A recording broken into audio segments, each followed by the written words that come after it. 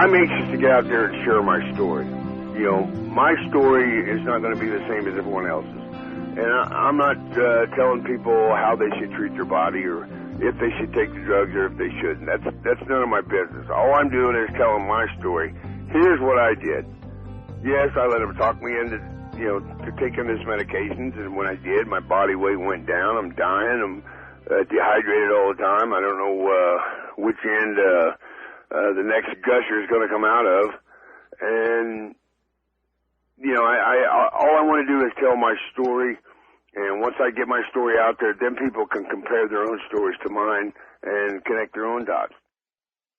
The words of the late, great heavyweight boxer Tommy Morrison in a How Positive Are You podcast posted in February 2010. We have a very important and historic How Positive Are You podcast for you today at this taping on September 29th, 2013. I'm co-host Elizabeth Ely. My guest is Trisha Harding Morrison, widow of Tommy Morrison. Tommy was famous not only for knocking out George Foreman in the ring in 1993 to win the first of two heavyweight titles, but also for playing Tommy Gunn opposite Sylvester Stallone in the 1990 film Rocky V. After Tommy's death on September 1st in this year 2013, you may have heard reports stating, or rather rejoicing, that Tommy Morrison might have died of AIDS or was HIV positive, and how it therefore proves a point about the dangers of being in so-called denial over the diagnosis. But the full story has not yet been told, and we're going to tell it for the first time today.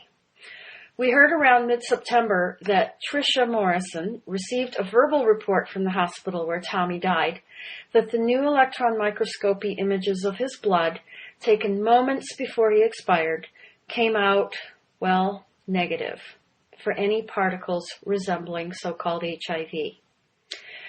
We're guessing that those results, which show the same lack of so-called HIV in Tommy's blood as another EM analysis run over a year ago, aren't good for the image of AIDS research, doctors, hospitals, clinics, and testing, and therefore will be either blacked out in the media or announced as quickly as possible.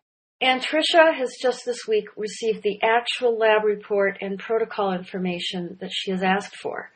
We'll try to post those images to our website at www.howpositiveareyou.com. In part 2 of this series, we will go into more detail about just how undocumented, unscientific, illogical, and plainly false Tommy's HIV positive diagnosis was. Not even a borderline case.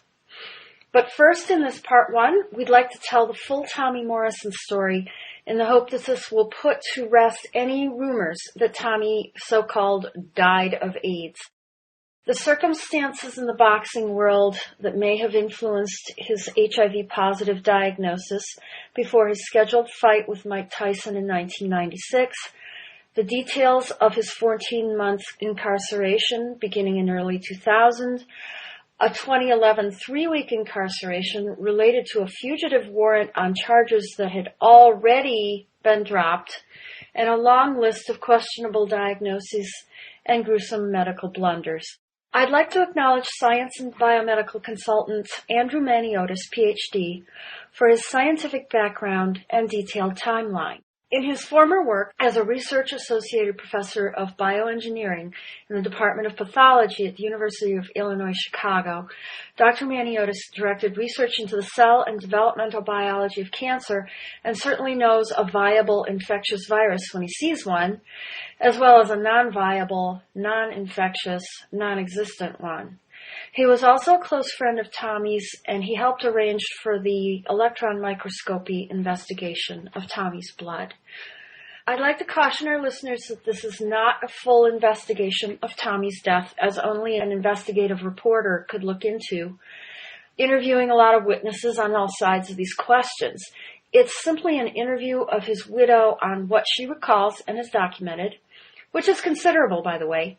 I hope that an investigative reporter will take up this topic soon to set the historical record straight after the media have reported so many conflicting and really downright impossible scenarios. Our usual host, Rethinking AIDS President David Crow, will not be participating today, but has sent his questions and suggestions. I send my regards and thanks to David today, and he sends his regards and condolences to you, Trisha. Welcome, and best wishes for telling your side of this important story, as I can only guess how difficult these past few weeks have been. Hi, Elizabeth, David, and everybody that's listening. It's great to be on the show. I'm here for Tommy. I'm Tommy's voice. And, it's been a difficult few weeks and a few years, actually. Yeah. When Trisha met Tommy in 2009, she was a former British pro tennis player and coach. Trisha Harding was working in her second career as marketing and VIP customer relations at a hotel in Wichita, Kansas, where two-time heavyweight boxing champion Tommy Morrison was a guest. She didn't like him much since one of his scheduled fights in 1996 had caused boxing fans to book all the hotel rooms in Las Vegas, inconveniencing some British tourists in her care. This was one of the 3 fights that Tommy was under contract for, the last of which was to be with Mike Tyson. Coincidentally, that much-anticipated fight was canceled after his February 1996 HIV test came up allegedly positive. And it didn't help Trisha's view of him in 2009 that a Google search on him then turned up all kinds of sordid rumors, including that HIV test. Nonetheless, she was duty-bound to accompany Tommy to the Wichita premiere of the AIDS documentary House of Numbers, because the film apparently mentioned him.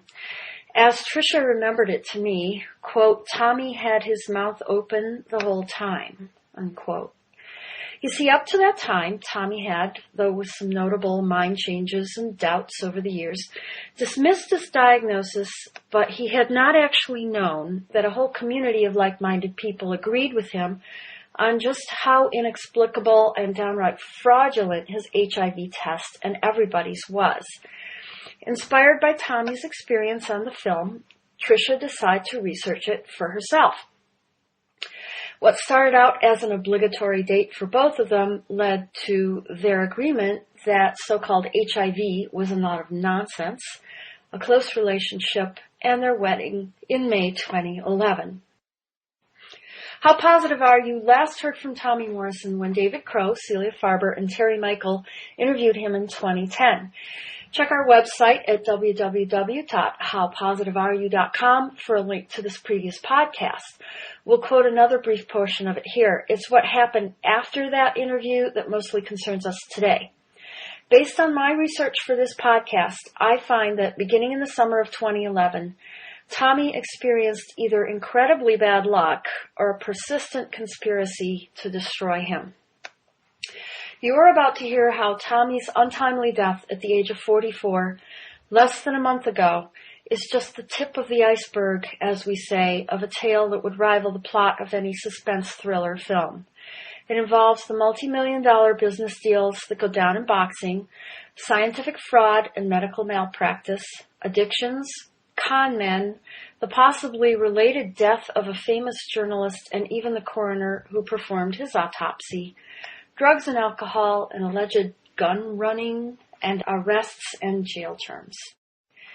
So, but first, Trisha, what kind of person was Tommy Morrison?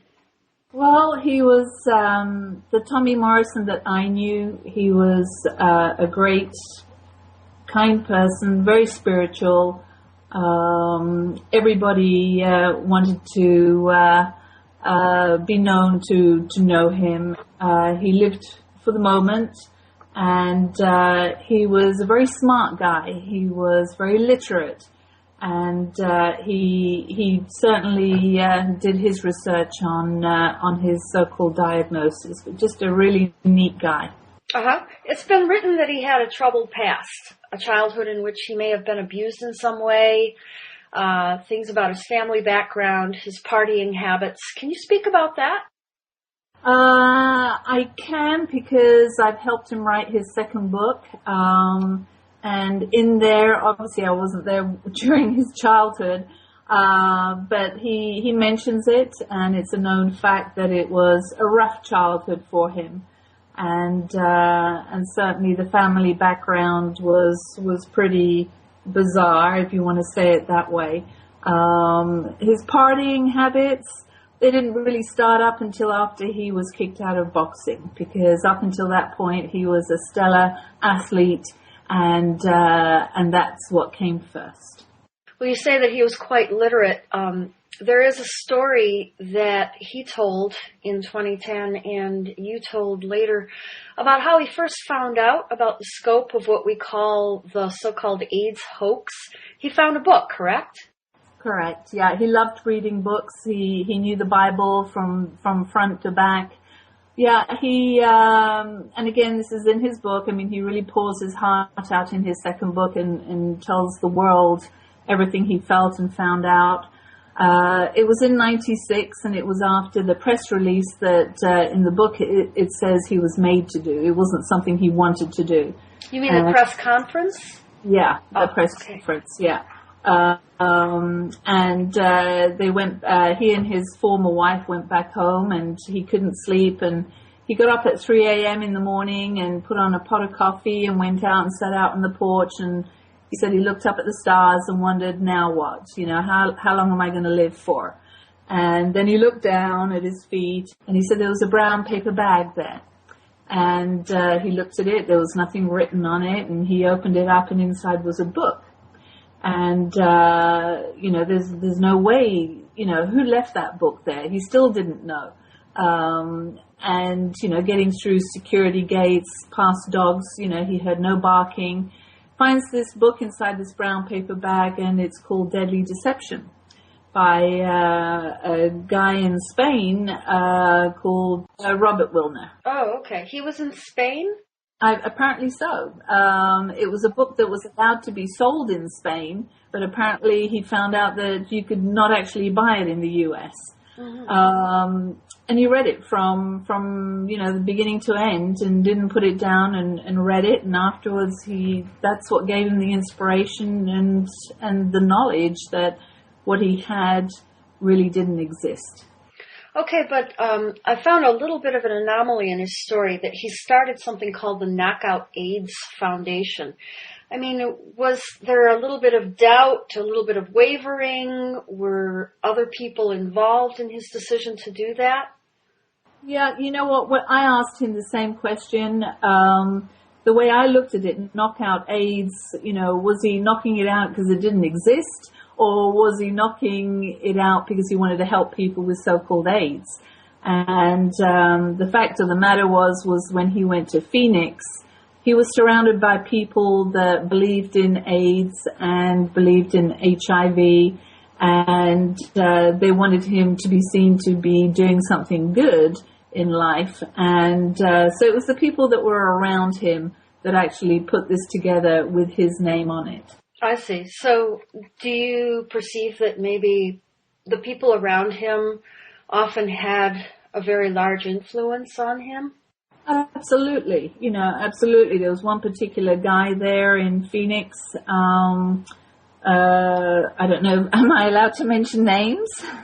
Sure. I mean, as long as we're not, you know, being libelous or making accusations, just bear in mind that these people are not here to defend themselves if you're accusing them of anything. But basically, if you're just saying factual things about their involvement here, that's fine. Right, yeah. Well, it's something that's on the internet. So, and I actually Googled it and researched it and found out that there was a certain gentleman over there in Phoenix, and his name was Randy Lang. And he ended up being Tommy's so-called attorney manager. And it turns out that Randy Lang was never an attorney. And yet he made it out to be that he was an attorney for Tommy. And one day I Googled this Randy Lang and found he was, Tommy had fired him in the end when he left Phoenix. And Randy Lang put all over the internet that yes, he had HIV. And somebody blogged back on Randy Lang's comments saying, well, you got paid $100,000 by the farmer, Randy. And it was, I wonder who the farmer are. I wasn't familiar with that term, but something very strange was happening over there. So, long story short, Tommy retired from boxing, was pretty much forced to, and he ends up doing prison time on drug and so-called gun running charges for 14 months from 2000.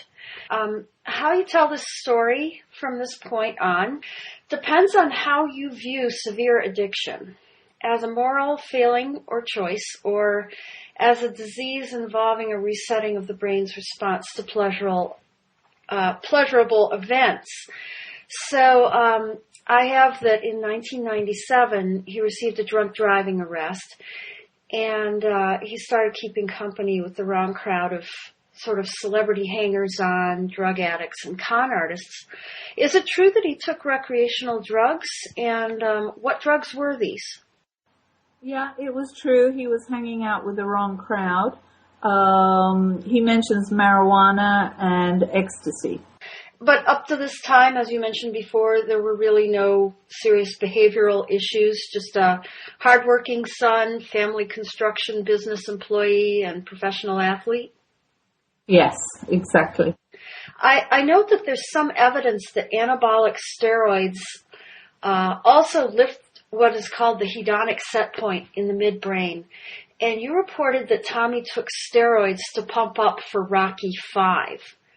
Also, after the 1996 HIV diagnosis, Tommy got diagnosed with attention deficit disorder, which he had apparently had for a long time, but probably got worse under stress, ADD.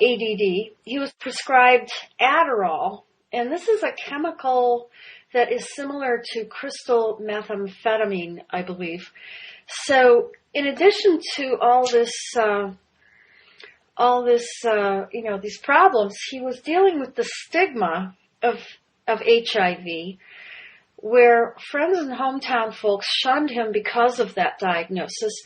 And it just seems that there's a lot of talk by mainstream AIDS activists about stigma, but they've been strangely silent on and even accusatory toward Tommy and the stigma that he faced. Yes, that is true. And again, he dedicates his second book to all the people that are having drug issues, and also all the people that have been given the stigma of a false HIV diagnosis. So it's not just the stigma of a false HIV diagnosis, it's the stigma of addiction. And as I say, some people are going to say, you should just suck it up. You shouldn't feel that this is too much stress and, deal with your stress through substances.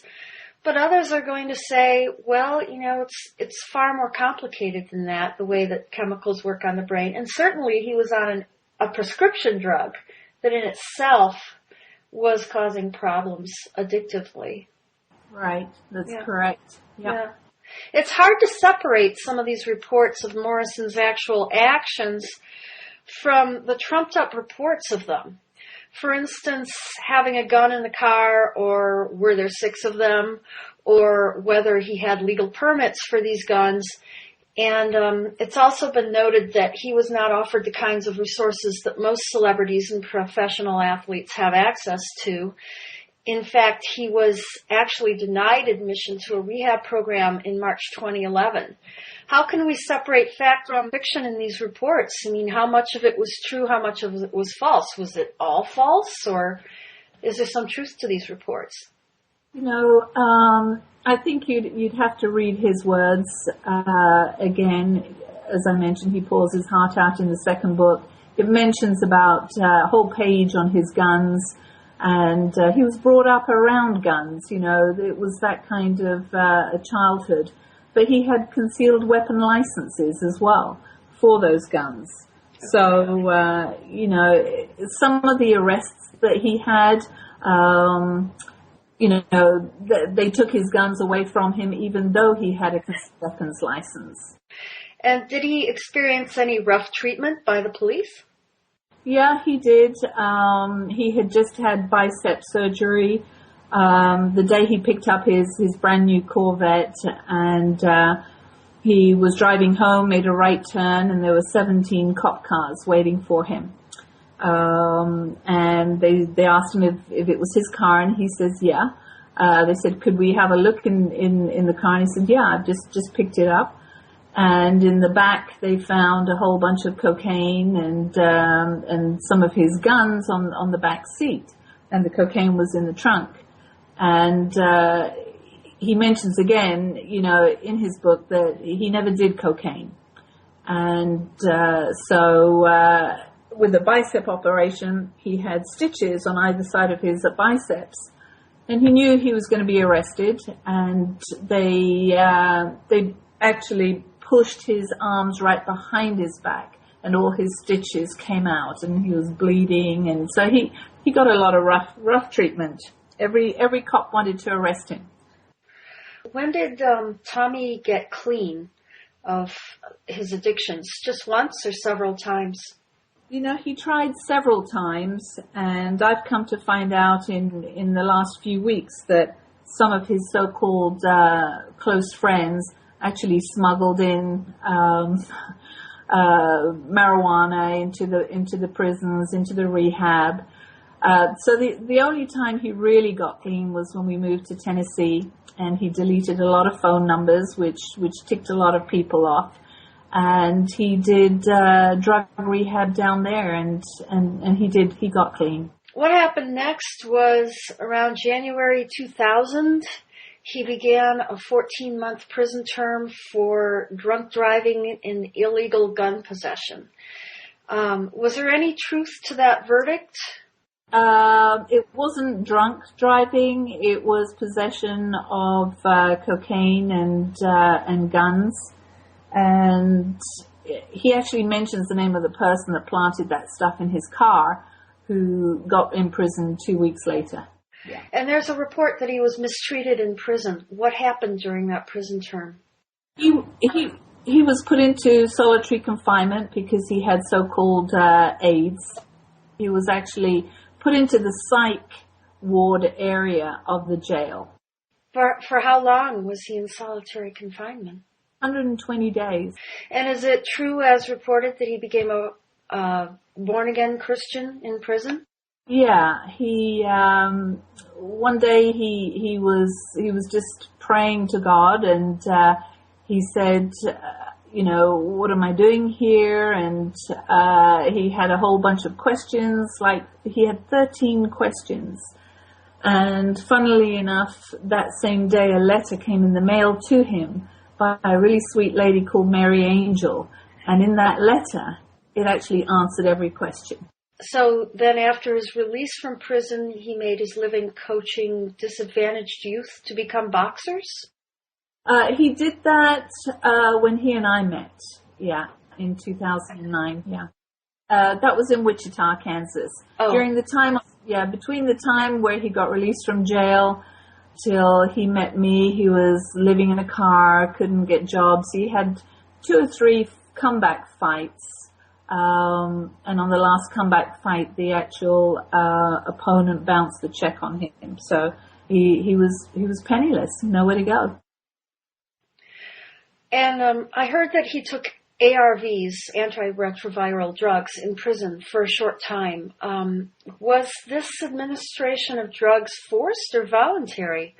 No, it was definitely not voluntary. It was court ordered by the judge, as per his mother. His mother sought the court order? Yes. Okay. What specifically were these drugs, and what effects did they have on Tommy? Well, he told me that when he arrived there in the jail, they had on a plate, they showed him all these different drugs, all different colors, and they asked him, which ones do you want to take? So much for expert medical care. That's right. So he said to me he took a pink one and a blue one, and he just was made to take them. And I don't think he actually took them while he was in there, but he was given them. But the news media reported that the drugs that he was on were life-saving, and that's why he survived, strangely enough. But I think that what he kept mentioning to me was that the two drugs that he had chosen contraindicated each other anyway, so they probably didn't do anything to him. And another time that he took ARVs was apparently for a few months in 2005, 2006 in Phoenix. Correct, and that was fed to him by the people that were helping him with this knockout AIDS deal. And that's the point I'm trying to make, Elizabeth, is that when I Googled this Randy Lang and this person replies under the name of Bozo, Randy Lang had got paid $100,000 by the pharma. So I don't know whether the pharmaceutical companies were paying this Randy Lang to get him on those. I don't know, but that's a big question mark out there. He was paid $100,000 by pharmaceutical companies to... This person was saying on the internet. As I said, we don't really have verification of a lot of this stuff. It would be really fertile ground for an investigative reporter or investigator to dig into. There was also something about an accidental dosing that was given in an intensive care unit at some point. When was that? Well, during the last 2 years, we've obviously met a lot of ID doctors, infectious disease doctors, and there was at one point in one of the ICU hospitals that we were at in Nebraska that if he didn't take them, they wouldn't help us.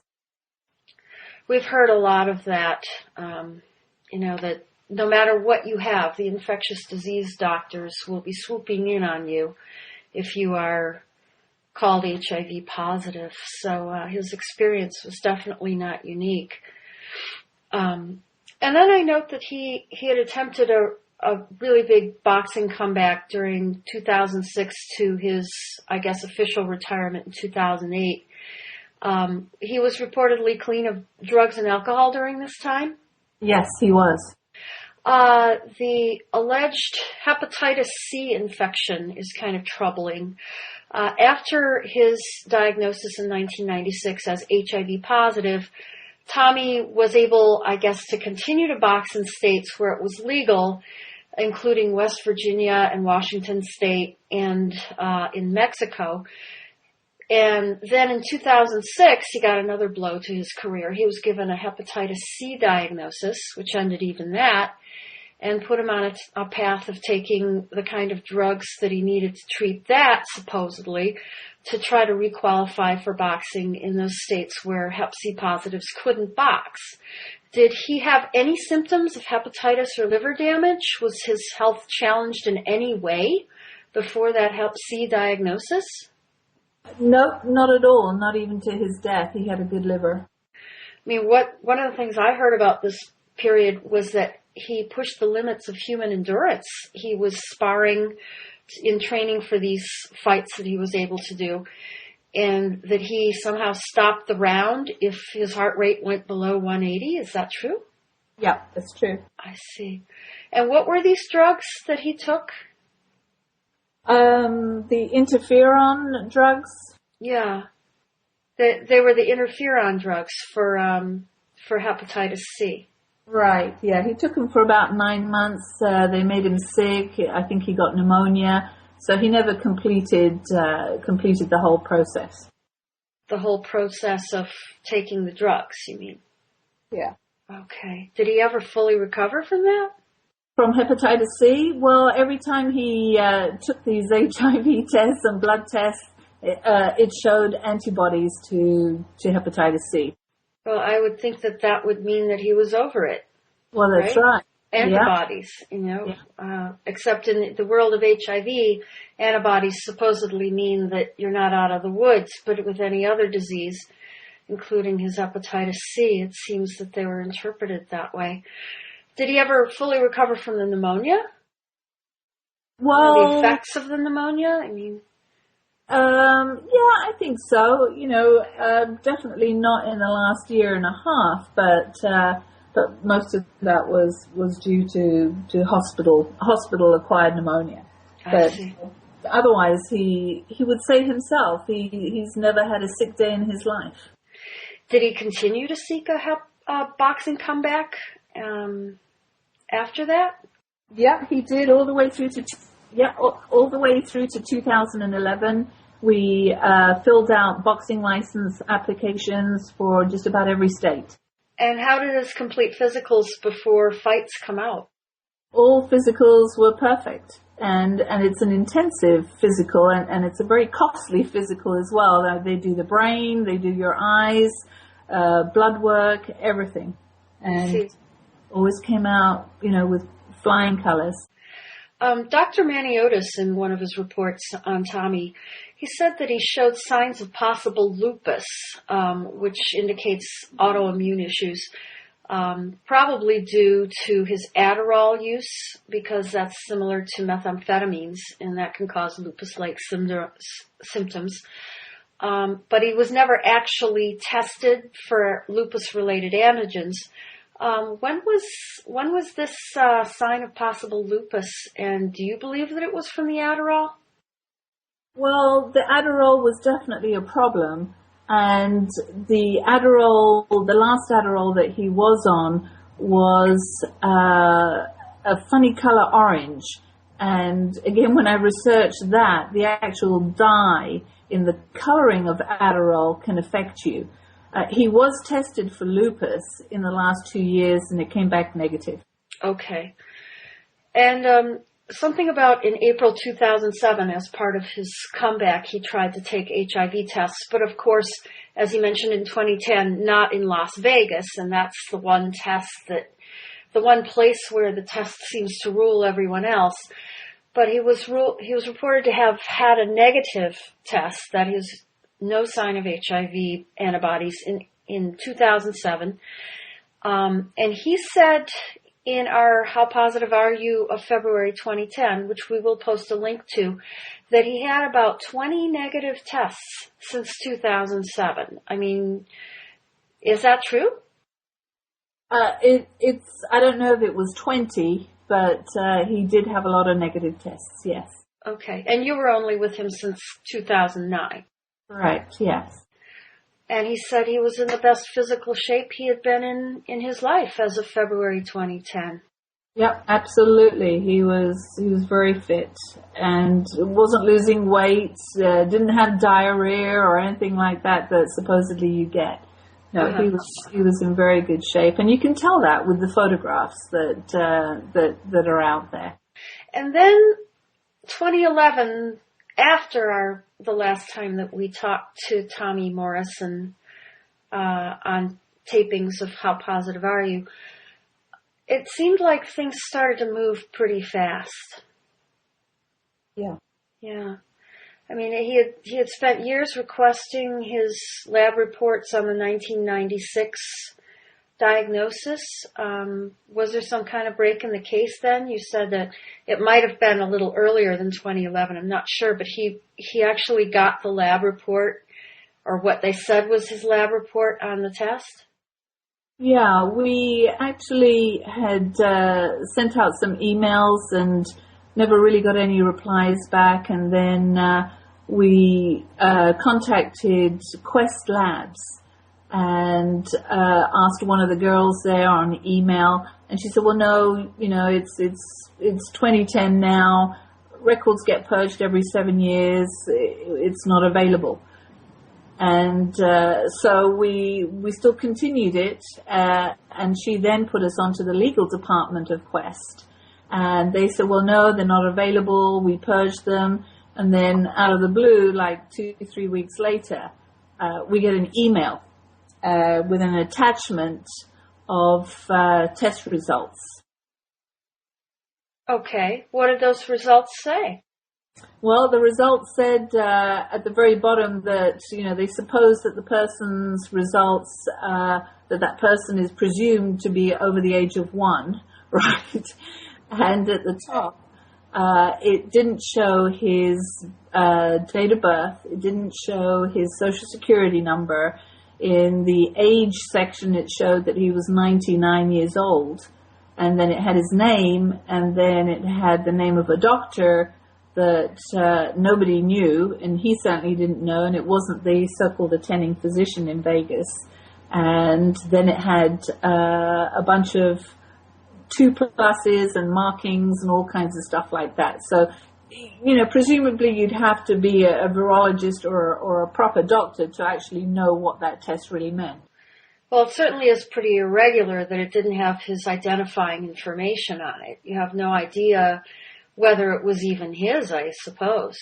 Well, not really, because, there's a whole bunch of other Tommy Morrisons out there, so one of the things that you have to do, especially on medical release forms, is you have to give the date of birth and social security number. That's something that you do here in America.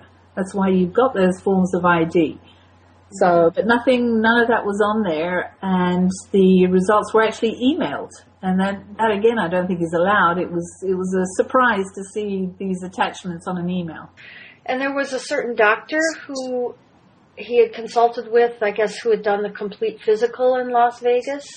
Yeah, it's a doctor there that is hired by the Nevada State Athletic Commission, who do the licensing for boxing.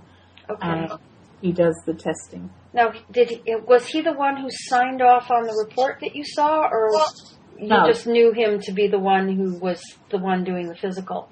Right, yeah. He was the one because we actually got the physical paper back from that doctor. He had that in his file, but he never had the results in his file. Okay. The actual test. And the physical that Tommy took 3 days before the fight was perfect. No problem at all. Very healthy guy. Right. Huh.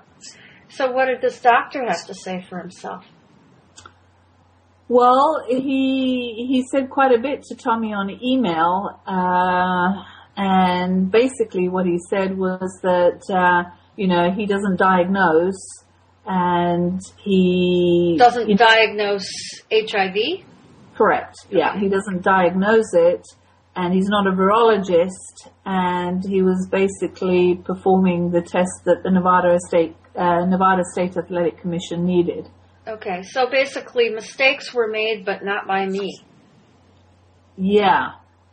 Another thing that happened in or around 2011, maybe a little earlier, was that Tommy and possibly you began an email correspondence with various AIDS officials, including Drs.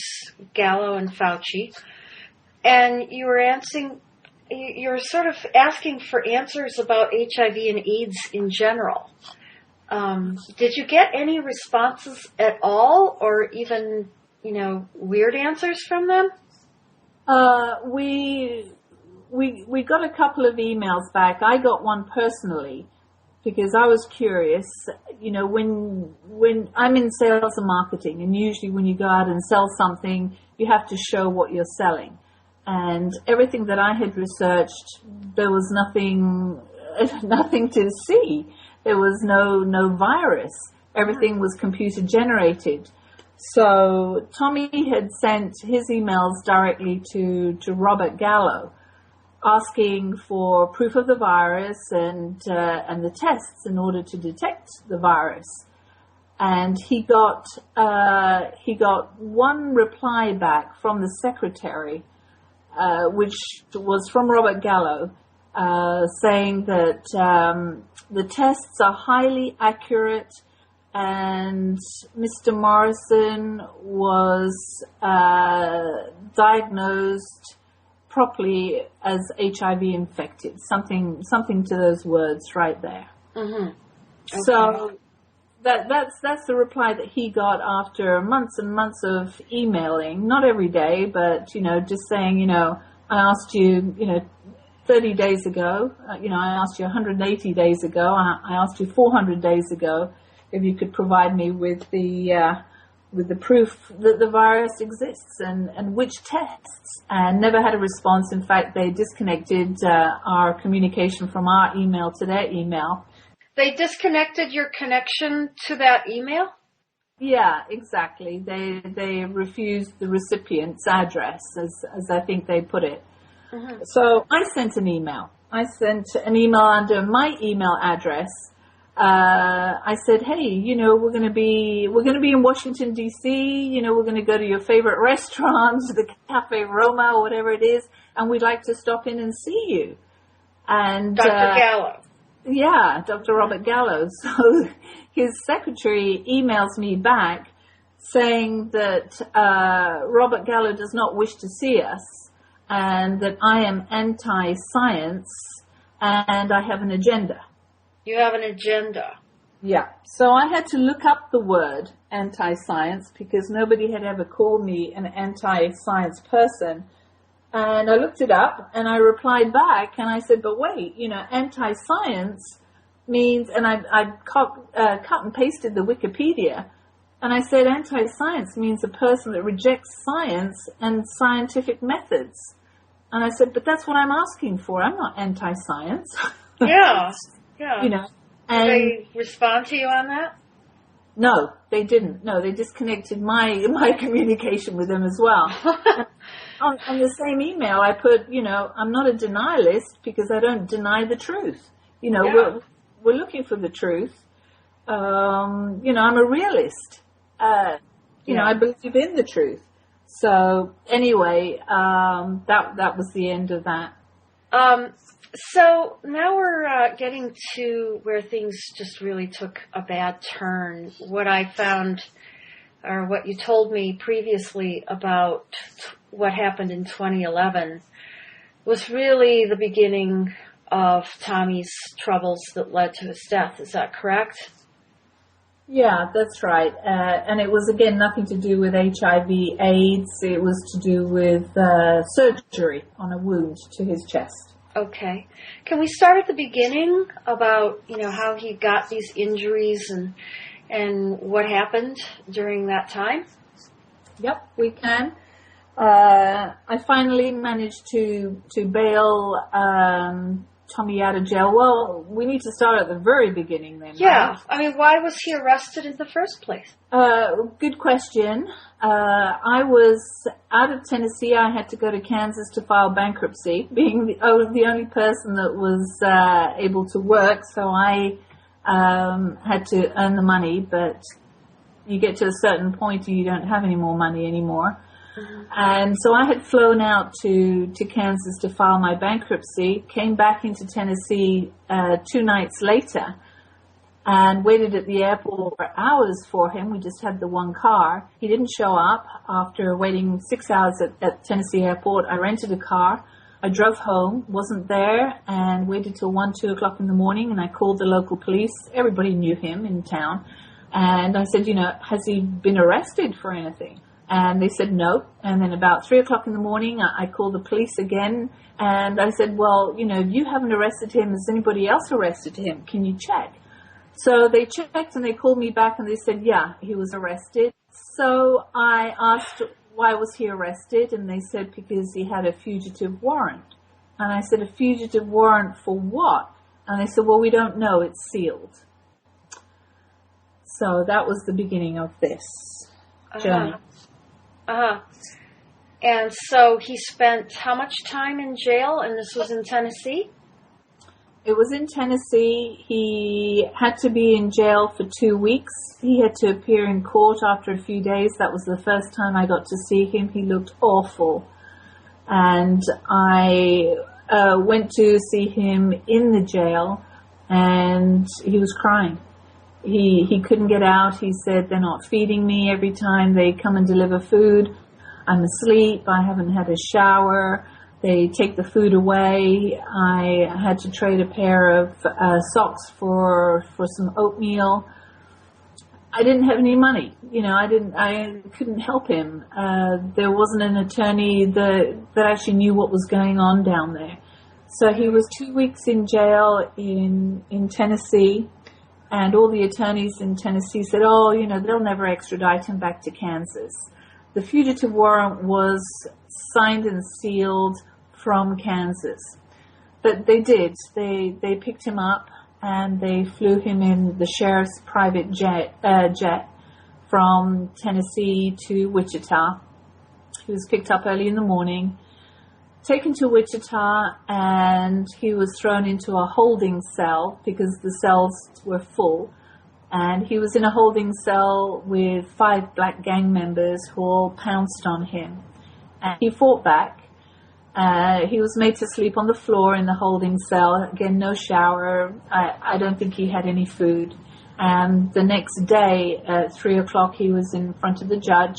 Again, there's this horrible mugshot out there. He looked awful. He didn't know where he was. He was disorientated. And in front of the media and the world, they set a $50,000 bail. And then I had to try and raise that money.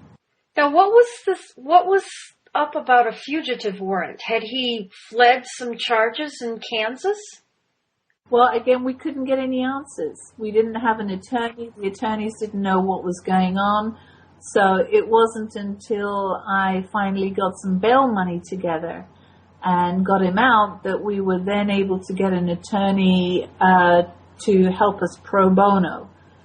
And so we started to research it then. But he was very sick when he came out of jail. He had told me I had made one phone call to him in jail. And he said that the right side of his chest was really hurting and it was swelling up. Mm-hmm. And when I finally got to see him and got him out, I took him straight away to a doctor in Wichita who said that it looked like an insect bite and it was a huge abscess. Mm-hmm. And he gave him a tetanus shot and he drained that abscess and he said, you need to go see a doctor or a surgeon for it. Mm-hmm. But he wasn't allowed to leave Kansas and I had to fly back to Tennessee. So he had to spend a couple of nights in a hotel, and the bail bondsman guy, who was also a fan of his, was taking him to the airport that next day because I had got approval that he could leave Kansas and come back to Tennessee while the attorney was handling everything. And so the first stop was at Walmart to get a charger for his phone. And so the driver took him there, and Tommy went to the restroom, came out, waited by the sunglass stands, trying on sunglasses, waiting for the driver. The driver went to the restroom and then went back out to the car. And so time passed. Tommy was standing there at the sunglass, not moving, waiting for him, didn't even go and get a charger for his cell phone. I couldn't contact him. The flight had already, been booked for him and paid for. And then the next thing, I'm waiting at Tennessee Airport and he doesn't arrive. So I try and make phone calls, and in the end I call the police department in Wichita, and I find that he's been arrested again. And I asked, for what? Well, for loitering, for trespassing. And I said, where? And they said, at Walmart. I said, kidding me? And then I get a phone call from the bail bonds guy saying that, Tommy had fled. I said, no, he hadn't fled. He had been waiting for you guys so that you could take him to the airport. So anyway, so Tommy got released from Wichita jail. And bear in mind, he's only just come out of jail, right? He got released from the jail, and I had phone conversations with a taxi driver to see if he could take a credit card over the phone, because Tommy had no money on him, and booked him back again into the hotel and booked him another flight that next morning and made the hotel drive him to the airport. And one of the ladies at the airport helped him get to the gate, and he took that flight from Wichita, and it was going via Atlanta. And when he arrived at Atlanta airport, he didn't know where to go. He was very disorientated, so he missed that next flight. And here I am waiting at Tennessee airport now, I don't know, for six or 8 hours for him. And so I rebook him on another flight from Atlanta back to Tennessee. He gets on that flight, and apparently, and I'm waiting at the airport, and he doesn't come off it. So I go to the airline and I go, well, where is he? And they said, well, he's on that flight, but it got delayed because somebody was taken off the aircraft. And I thought, oh no, what's happened now? Well, when he does finally arrive, he tells me that because he was folding a napkin very slowly next to this lady on the airplane, the lady complained, and so he was taken off the plane and taken to the police at Atlanta airport for a drug test.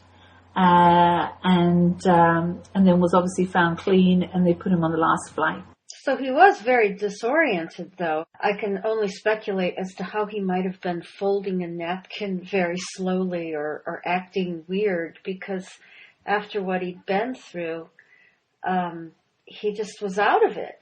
He was totally out of it. And looking back at those days now, I feel sure that his body must have already been in some kind of a septic shock from that wound. Mm-hmm. So we drove back. We got back at 3 o'clock in the morning, and then I had to go to work. So again, with the one car, I drove to work just 5-10 minutes away. Yeah. And he leaves me at work, and he drives home. And 4 hours later, when I'm at work, I get a call from the police station in Tennessee, which is where he'd spent 2 weeks already, a few weeks back, saying that they had him there and that he'd been involved in a car crash and the car was totaled and he was there and would I come to bail him out. So it was all very traumatic. Yeah, what were the details of this car crash? Well, I didn't know until I got to the police station, but they booked him in for a DUI. And so I said, a DUI at 8:30 in the morning? Are you They kidding? thought he was drunk? Thought he was drunk. Yeah. And what really happened in the accident?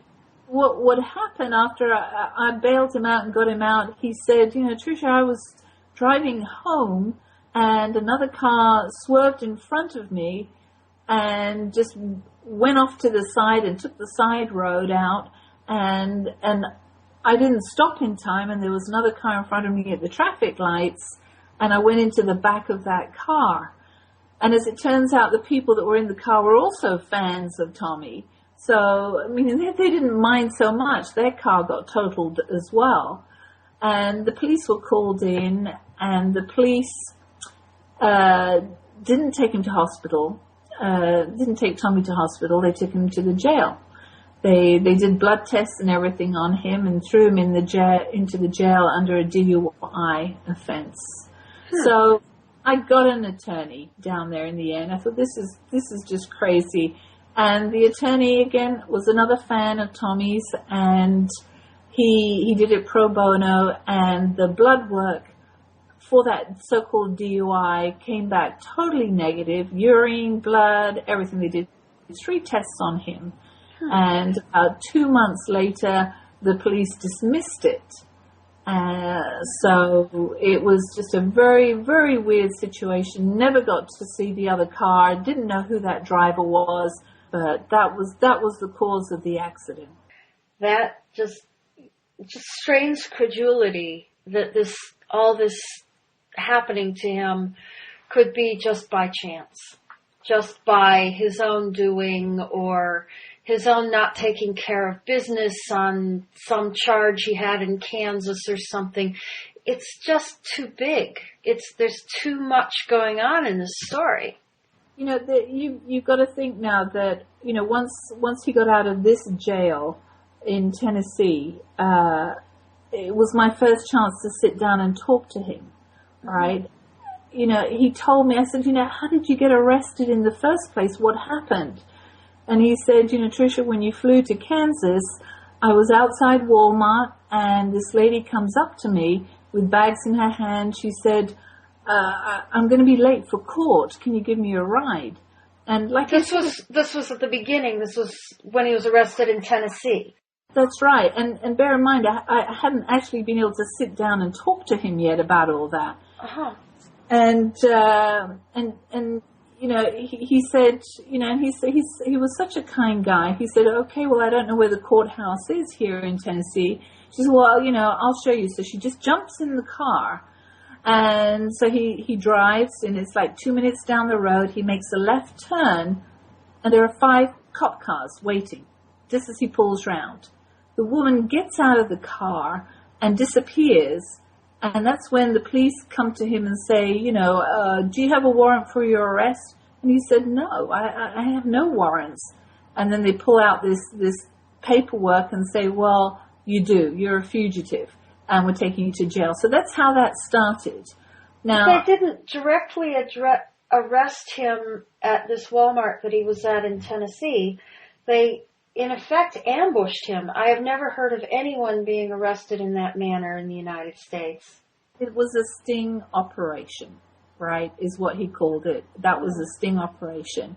And now coming to think about all this as I'm talking to you is that he had mentioned to me, Trisha, after I dropped you off and went home or trying to get home and then was booked for this DUI, I saw that same lady, around where I just dropped you off at work. So the same lady that had jumped in the car and got him into that sting operation that ended up in, for that fugitive warrant was the same lady that he saw when he got the DUI. He saw her where? She wasn't the driver of that car. She was somewhere hanging around where you worked? Yes. I see. Okay. Yeah, I mean, these are very, very suspicious stories. Very bad. And you say that he was showing signs of septic shock. So it seems that Tommy's infection from that supposed tick bite or spider bite never got any better, did it? I mean, what happened with that? Well, he had it drained again by another doctor in Tennessee who then referred us to a surgeon at a hospital in Knoxville, Tennessee. Mm-hmm. And after looking at the 500 pages of reports, that doctor immediately hated him, apparently, when he arrived, and immediately called him an AIDS denialist and said that you've got to deal with your underlying problem first, right? Mm. It was like, I'm here for a spider bite, okay? Yeah. So anyway, the doctor said, well, we've got to take out, your chest implant there that he'd had put in, for a movie, I think years and years ago. And, we might have to take out some major and minor pec muscle. So we didn't know what was going on, but we obviously knew something had to be done. So we had the surgery done December 1. 2011? Of 2011. Mm-hmm. It was supposed to be in and out, same day. We walked and talked our way into the hospital, and he had the surgery, and we didn't come out for 8 days afterwards. And that was definitely the beginning of everything. We came up with some horrific ID doctors and nurse practitioners. It was horrible, and you could tell he wasn't well after that surgery. They had pulled out a whole bunch of muscle from the right side of his chest, and it was just horrible. Plus they told me, the day after the surgery that he only had a few days to live anyway. Oh my goodness! Because of AIDS, so-called AIDS. Yeah, only because of the AIDS, right? Only. Yeah. That's pretty typical of what we hear from people who dispute their diagnosis, yeah. They say, well, he's only got 3 days to live, but you know what, he should start taking this medication now. And it's like, well, why? And in fact, I said that, well, why should he start taking this medication if he's only got 3 days to live? Right. So that, I then get hammered with being a denialist and not doing the right thing for him, and so. Right. Well, what happened after that? He didn't really get better, right? And so you're wondering what's going on. Right. I mean, this was my very first experience, remember, of being in a hospital with somebody with the so-called HIV diagnosis. Mm-hmm. They put so much fear into the spouse or the family so that you can make them go on this medication. And I knew what Tommy wanted and didn't want. So I said, no, he doesn't want to take it. And he was able to speak at that time. And he said, no, I don't take that. And in fact, I asked Andy Maniotis to come down, and Andy got in a car and he drove straight down to help me out with this, because it was my very first time of having to deal with infectious disease doctors and telling me that, he's just going to die. Right. So you needed an advocate there. Absolutely. I think everybody does. I wish there was an 800 helpline. I could have used that over the last 2 years. I think everybody needs to be able to call somebody. And at the other end of the phone, say, you know what, it's going to be okay. Stick to your guns there. What they're saying is not true. It's not scientifically true. Right. And that it's bad enough when you, the patient, know what you're talking about and have strong convictions about it. There are many cases where either the patient doesn't have strong convictions about it, they're very impressionable, they're very scared, or the people around them, their family, are either unaware of their diagnosis and it's being divulged to them in a hospital illegally, or it's or they're putting pressure on this person. Why don't you just, go along to get along? Why are you being so difficult? That a lot of people have not chosen healthcare proxies or the company they keep to deal with that possibility that they might end up in an emergency room or a surgery situation. So I've told people countless times to take care of business, to have a good healthcare proxy, to have maybe even a lawyer on call to defend it should it be challenged as, oh, this person was just crazy when they said this.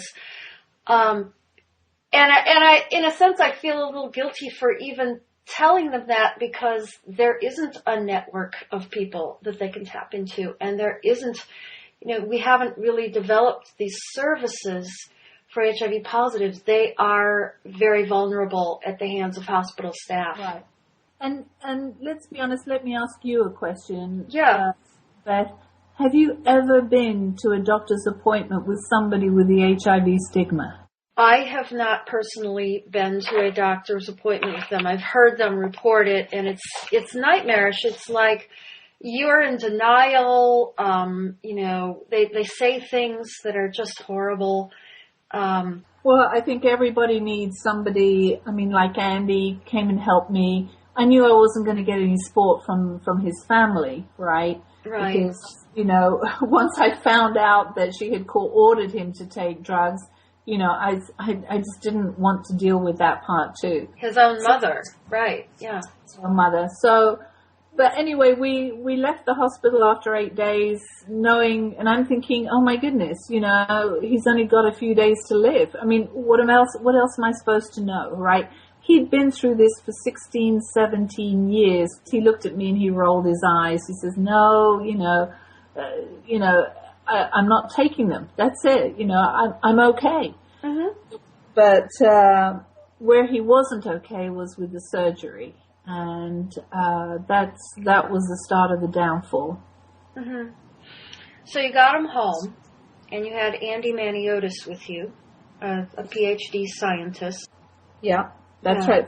First time we'd ever met Andy. We'd spoken to him on the phone, numerous times, emailed, and very sweet of him to come down and support us. Tommy was exhausted. He just had his, right chest pulled out, right? Yeah. And then the next morning was the first visit of the home health. And we were sitting in the kitchen, and in fact, I just got the actual written report from the home health company just a couple of days ago, which reminded me of the whole thing.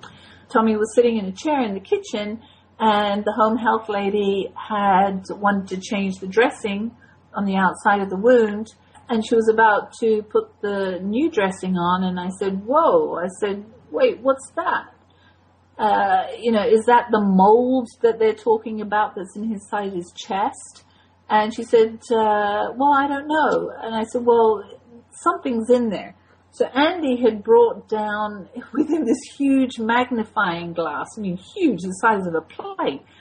And we put it right in front of Tommy's wound. And we said, there. And I took photographs, actually. I've got the time and the date of those photographs. I said, there. That's what I'm talking about. And Andy was there, to confirm that there was something in there, too. And you've got to think, if you're changing a wound dressing and you've just had your right chest pulled out, one side is going to be flatter than the other, right? I mean, both sides are not going to be the same. So I would think so. Right? So, I mean, logic, talking again, right? Mm-hmm. So, anyway, so she gets these tweezers and she starts to pull on this gauze.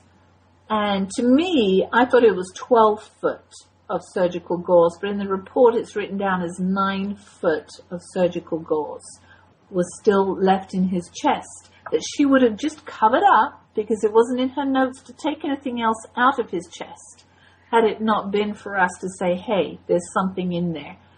And at that point, he screams, Tommy screams, there's no pain pills, no nothing, anesthetic, no nothing. She pulls this thing out. His platelets are low after surgery.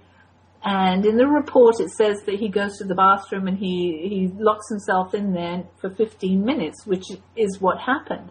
While I'm dealing with the nurse who almost passes out, she has to lie on the sofa and I have to give her a bottle of water because of the smell of this surgical gauze that was left in there. Then in the report, she writes that Tommy comes out of the restroom, gets on the phone, walks down the road with Andy, right, comes back again. Remember, Tommy was a fighter. He was used to pain, right? Mm-hmm. But this was obviously a lot of pain for him, and to go and hide himself in the bathroom, he must have been in excruciating pain, even to scream. I would imagine. So that was the very start of issues with the wound that really shouldn't have helped. So I was pretty mad, but also had to deal with Tommy, and then, Andy was getting ready to leave. And I call the surgeon, and I have to leave a message for him. The nurse practitioner calls back, this woman, I can't remember her name now, but she was the one that also said that we were denialists in the hospital and that he was going to die and, blah, blah. And I said, the surgeon has just left 12 foot of surgical gauze in my husband's chest. And her reply was, well, he's infected anyway, so it doesn't really matter. So I was just beside myself. I hung up on her, and then I made sure that the surgeon called me back. And I said, you know what, this is absolutely disgusting. How can you do that? Well, he's infected anyway. I said, it's just nuts. The callousness of these people. Yeah. Yeah. It's such a no accountability zone. Yeah. So how did he do after that?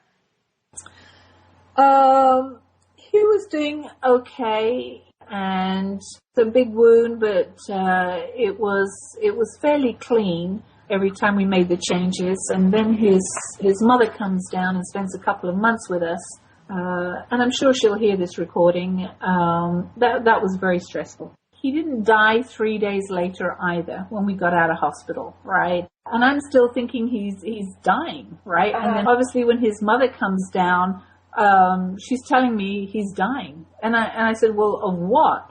She said, well, AIDS. He's dying of AIDS.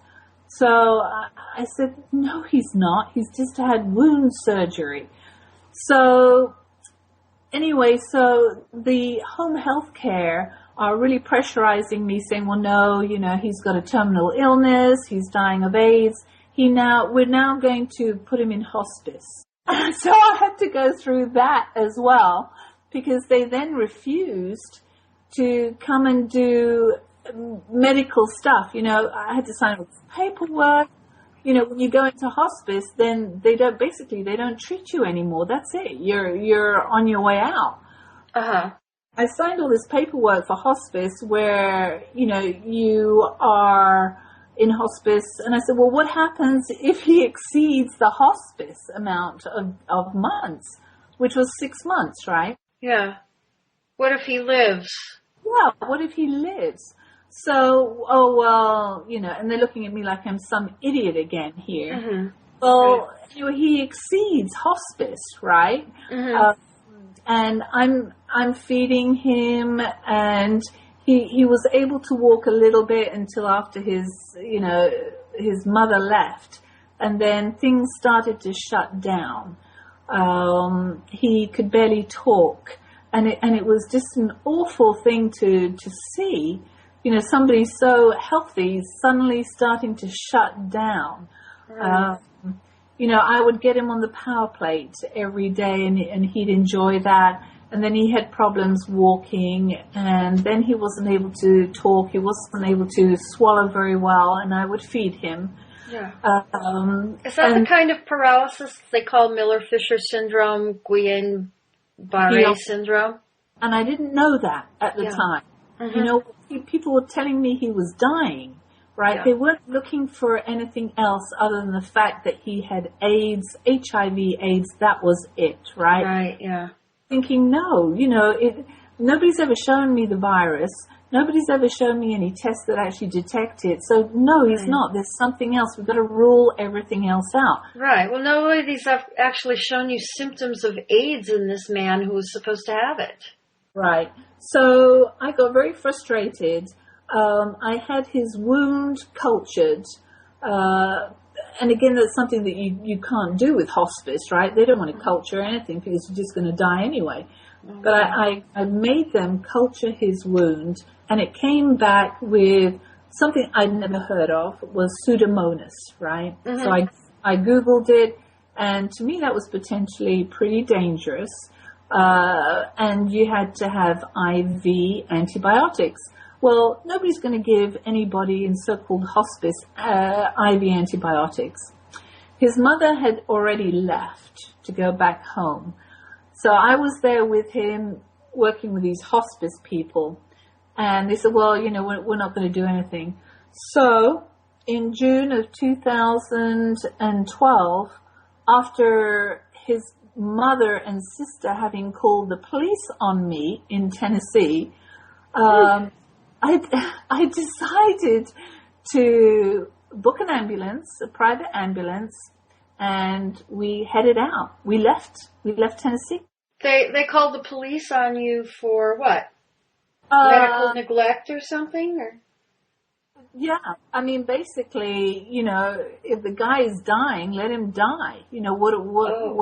What am I doing? Lack of medical neglect. Okay, that's a new one. Anyway, so I ordered a private ambulance, and we left Tennessee to head to Kansas, Garden City, to a wound care hospital, because as far as I was concerned, the only thing that needed treated was the wound, and that was causing problems. When we headed out of Tennessee, we were headed to that Garden City hospital and never made it there. After 8 hours of traveling, Tommy red code, which again, I mean, I know all these terminologies now that I never knew before. Code red, code blue. Is code blue when they turn blue? The code blue is when, that's it, you're dying, right? Code red is the next bad.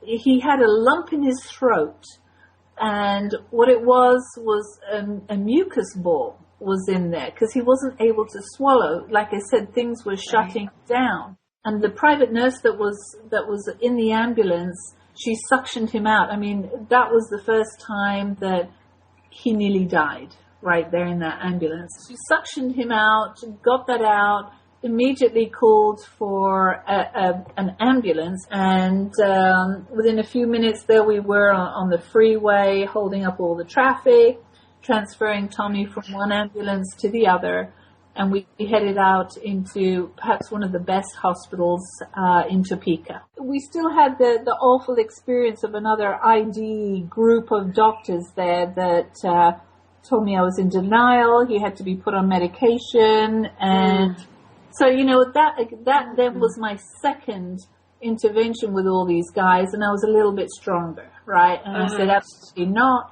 There's something else going on. He had blood tests done, and that's when we found out all these antibodies to hepatitis, right? They did all that viral load garbage, right?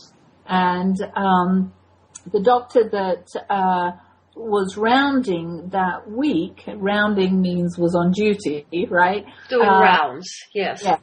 He was very, very nice. I said, you know what? I was trying to kind of think how everybody thinks in the medical business. I said, think outside that box, right? Let's forget about the HIV. Let's try and figure out what else is going on. Mm-hmm. And it turned out that he was malnourished, right? Mm-hmm. And he was using more calories trying to eat than he should be, right? So we were in the hospital for 4 weeks, and with the medical system out here, after 4 weeks, that's it. You've got to get out. You've got to be put into a rehab. You can't stay there forever. But we did have the best treatment, and it was that doctor that we said, think outside the box. You guys think he's got HIV. I've never seen it. I want you to show it to me. Right. And that's when one night I spent with one of the nurses. We were in ICU, and I said, Andy and I had been talking about EM, the electron microscope. Supposedly you can see the virus with that. And we said, well, let's do it. And I had got one of the nurses there to look up all the places that had EMs, electron microscopes, and she came out with 2, one in Houston and one in Boston. Mm-hmm. So I texted Andy those 2. I said, let's do it. I said, I've got the doctor waiting here. He doesn't mind taking the blood and sending it to wherever. He still thinks I'm nuts, but he's willing to do it. So Andy made contact with the hospital in Boston, and we had 2 vials of blood drawn and sent to Boston, and they couldn't find anything in his blood, and that was EM number 1. Yes.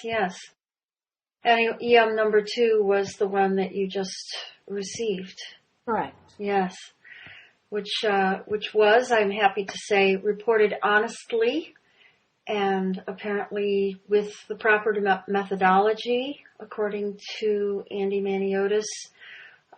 It looks like this is an open and shut case. There is no virus indicating HIV in Tommy's blood. After all this happening to him and being denied actual medical care for actual conditions or being given incompetent medical care for conditions because they just figured he was a lost cause anyway, we find out for the second time that there was no HIV observable in an electron microscope, which is the only microscope designed to pick up viruses.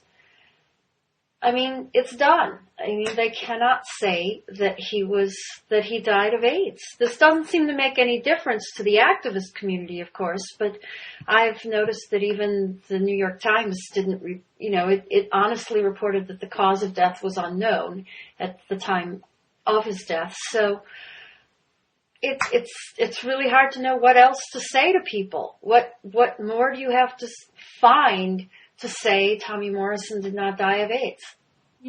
There's 2 things that stand out in our interview in part 1 here, right? Yes. Is when he had that fugitive warrant and got arrested. Nobody knew about it in the world. Now, when he had got arrested in Wichita for a little marijuana deal a year before, the world knew, right? Right. But everything was hushed up about this fugitive warrant. Everything. It didn't get out there. And then when he died, again, because there was no mention of HIV/AIDS at all, everything was very quiet. Yeah, I mean, it gets put into the interior pages of at least the New York papers that I saw. It was reported a lot on boxing sites. There was that famous ESPN story that that kind of got a lot right, but pretty much blew it on the HIV stuff. It was because he was so high profile, the death was reported, but they know this isn't going to turn out the way they want it to turn out. The story does not end the way that the New York Times usually depicts things. No, that's right. Yeah. So what happened at the end? What were the actual causes of Tommy's death? The morning that the doctors told me that he was going to code, and again, I had no clue what they were talking about,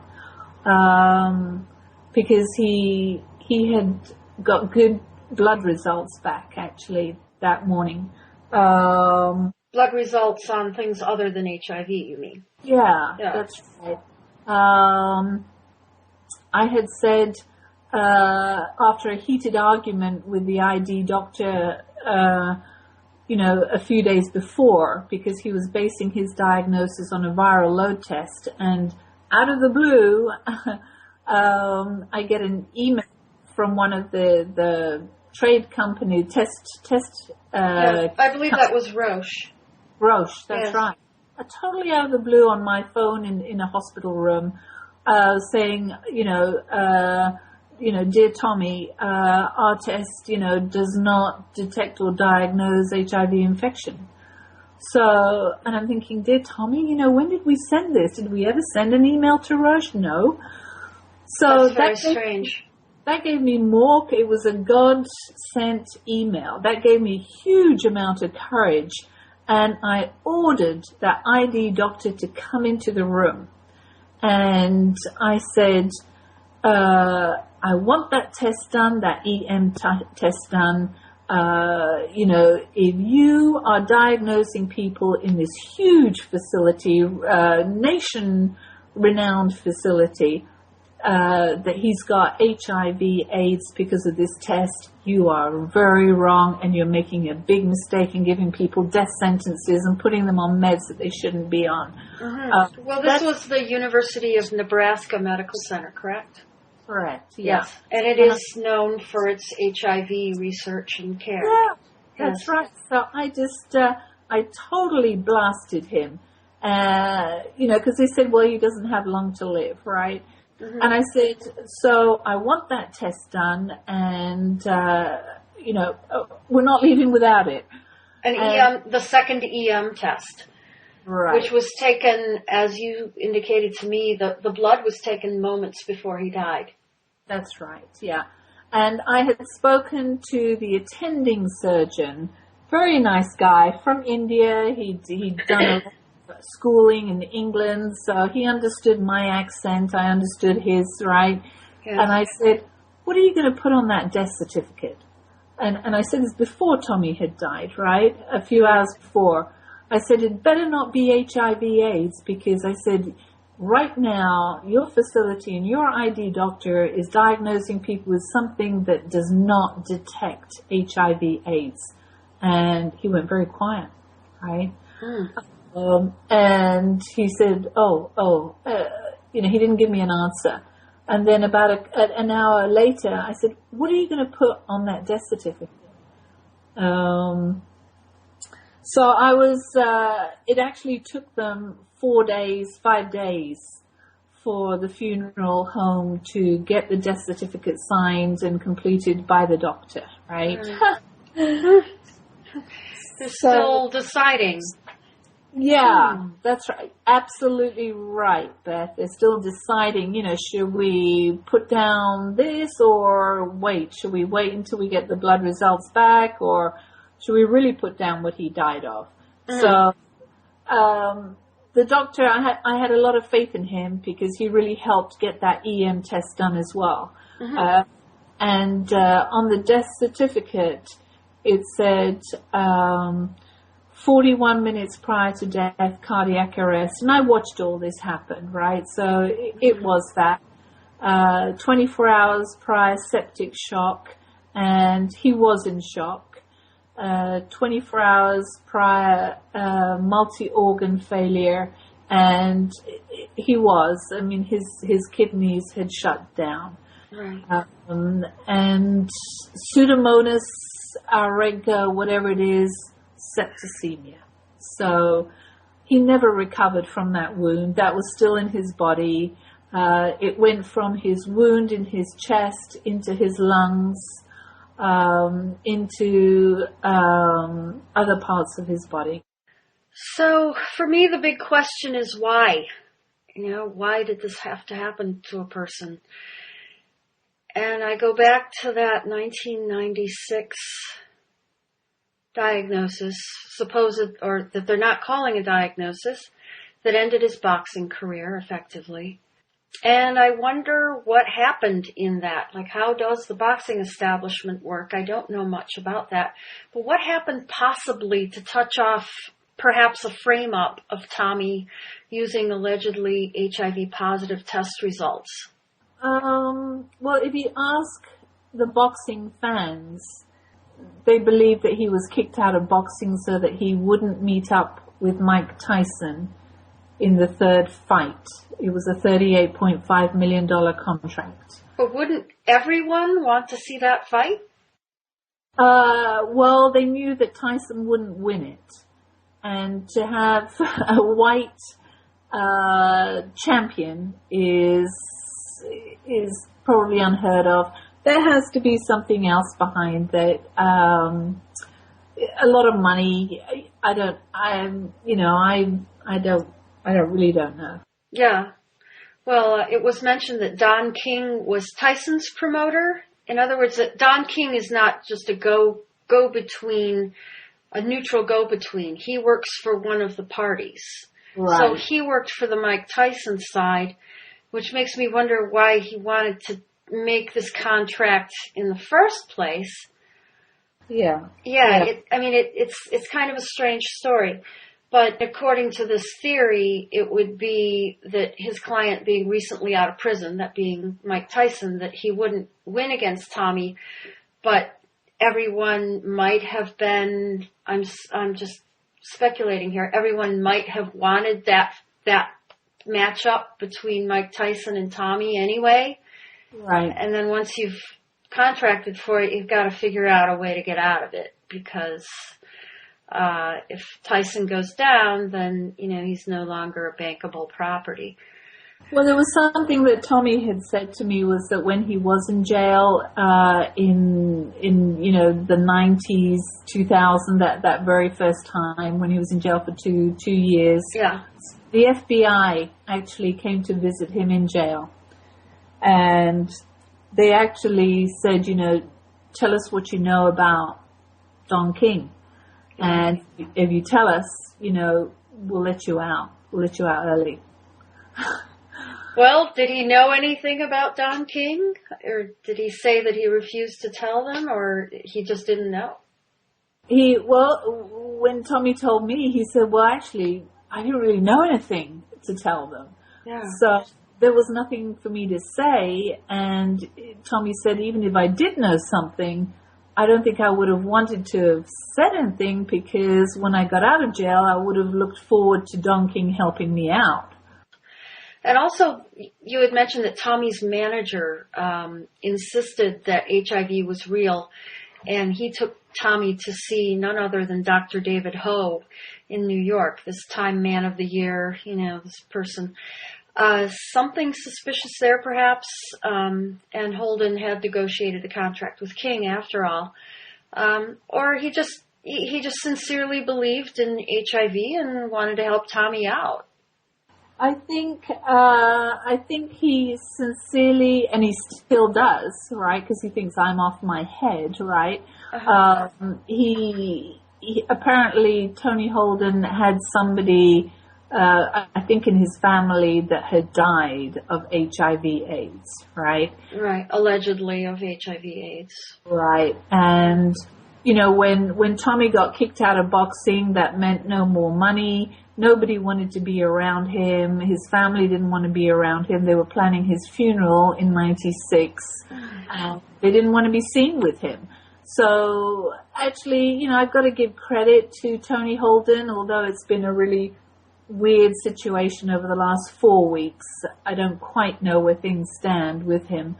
But I think he was he tells me he was genuinely there for Tommy and took him to the best doctors, right? Right. And one of the best doctors, obviously, would be Dr. David Ho, because Magic Johnson had told Tommy to go see him.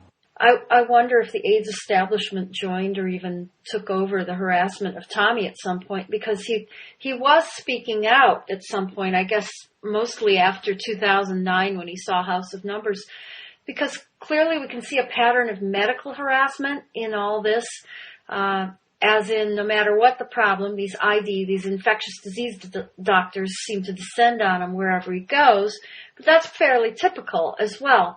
So, I'm just wondering about some of his activities becoming vocal about the HIV fraud, perhaps after mid-2009, and then his later email requests to Gallo, Fauci, and others, and that the timing of that being 2010 to 2011. I mean, do you kind of see this suspicious timing there vis-a-vis this wrongful imprisonment in September 2011? I know that we had both read that whoever out there is trying to fight against the fact that it exists always ends up in some kind of trouble or got rid of, right? Well, I know that Dr. Robert Gallo has this habit of talking like some dime store mafia thug, making threats, in some of the correspondence that I've seen. Did he make any threatening statements to Tommy? No, nothing directly came from Robert Gallo. No. Yeah, just kind of this, you're crazy, nothing to see here. Yeah, exactly. And you had also mentioned that Tommy had some conversations with journalist Andrew Breitbart, who died, I don't know, maybe a year later. Breitbart died, and then there are all these conspiracy theories about Breitbart dying because the coroner also died of poisoning right after the autopsy. I mean, it was just kind of strange. To me, it's kind of, a long ways after that. But, what kind of connection to Breitbart might this have? Well, I know that in the end of, just before the arrest, actually, in 2011, yeah. The arrest took place end of August, beginning of September. At the end of July of 2011, about a month before everything started to happen, Tommy and Andrew Breitbart were talking on the phone. Not regularly, but enough. And Andrew Breitbart was very familiar with Tommy's story and had mentioned that he himself had done his own research and was actually considering whistleblowing, right? Uh-huh. The whole HIV thing. So that was at the end of July, and then we didn't hear anything more from him. Obviously, we went through the legal stuff, the fugitive warrant stuff, we went through the surgery stuff, and then I think it was in January of 2012 that I saw on the news that Andrew Breitbart had died of natural causes. And yes. I believe that's about the timing of it, about January or February 2012. Yeah, and I thought, well, that's weird. He didn't mention that he was sick. Nobody in his company had mentioned he was sick. Natural causes. That's very weird. Well, what I had read when I Googled this was, I really didn't follow the death of Andrew Breitbart very closely at the time, but that he just dropped dead of a massive heart attack, and that this might have been something congenital. I just can't say what I believe about that. I don't know enough about it. And there were even some strange conspiracy theories.